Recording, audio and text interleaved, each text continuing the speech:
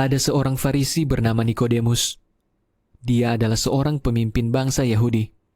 Suatu malam, dia datang kepada Yesus dan berkata, "Rabi, kami tahu engkau adalah guru yang datang dari Allah karena tidak ada seorang pun yang dapat melakukan tanda-tanda ajaib yang engkau lakukan, kecuali Allah ada bersamanya."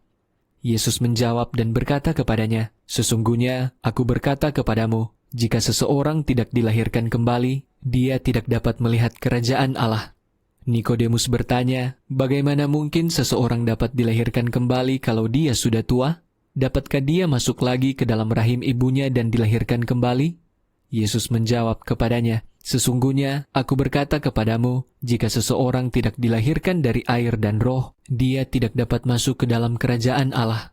Apa yang dilahirkan dari daging adalah daging, dan apa yang dilahirkan dari roh adalah roh.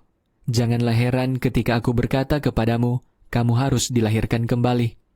Angin bertiup kemanapun ia mau, dan kamu mendengar bunyinya, tetapi kamu tidak tahu dari mana asalnya dan kemana ia akan pergi. Begitu juga dengan setiap orang yang dilahirkan dari roh." Nikodemus menjawab dan berkata kepadanya, "Bagaimana mungkin semua hal itu terjadi?" Yesus menjawab dan berkata kepadanya, "Bukankah kamu guru orang Israel, tetapi kamu tidak mengerti semua hal ini? Sesungguhnya, aku mengatakan kepadamu bahwa kami berbicara tentang apa yang kami ketahui dan memberi kesaksian tentang apa yang kami lihat, tetapi kamu tidak menerima kesaksian kami. Kalau aku memberitahumu tentang hal-hal duniawi saja kamu tidak percaya, bagaimana mungkin kamu akan percaya kalau aku memberitahumu tentang hal-hal surgawi?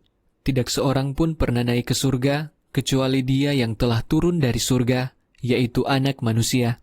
Sama seperti Musa menaikkan ular tembaga di padang belantara, demikian juga Anak Manusia harus ditinggikan, supaya setiap orang yang percaya kepadanya mendapatkan hidup yang kekal.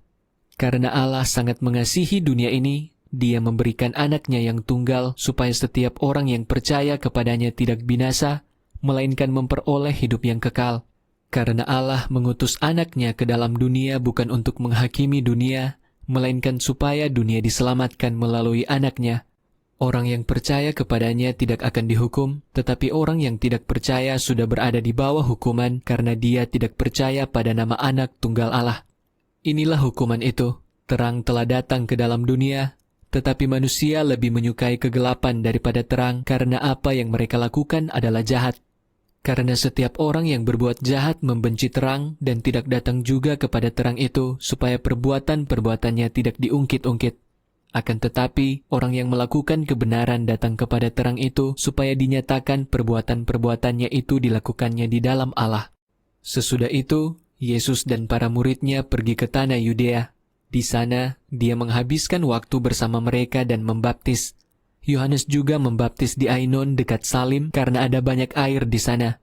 Orang-orang berdatangan dan dibaptis. Waktu itu, Yohanes belum dimasukkan ke dalam penjara. Lalu, timbul perdebatan di antara beberapa murid Yohanes dan seorang Yahudi mengenai penyucian.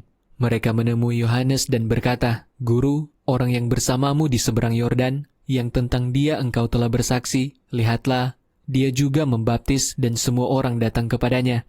Yohanes menjawab, "Manusia tidak dapat menerima apapun kecuali hal itu diberikan kepadanya dari surga. Kamu sendiri dapat memberi kesaksian bahwa aku pernah berkata, aku bukan Mesias, tetapi aku diutus untuk mendahuluinya. Orang yang memiliki mempelai perempuan adalah mempelai laki-laki, tetapi sahabat mempelai laki-laki yang berdiri dan mendengarkannya sangat bersukacita mendengar suara mempelai laki-laki. Jadi, sukacitaku ini telah dijadikan penuh. Dia harus semakin besar dan aku harus semakin kecil. Dia yang datang dari atas adalah di atas semuanya. Dia yang berasal dari bumi adalah dari bumi dan berbicara tentang hal-hal yang ada di bumi. Dia yang datang dari surga adalah di atas segala sesuatu.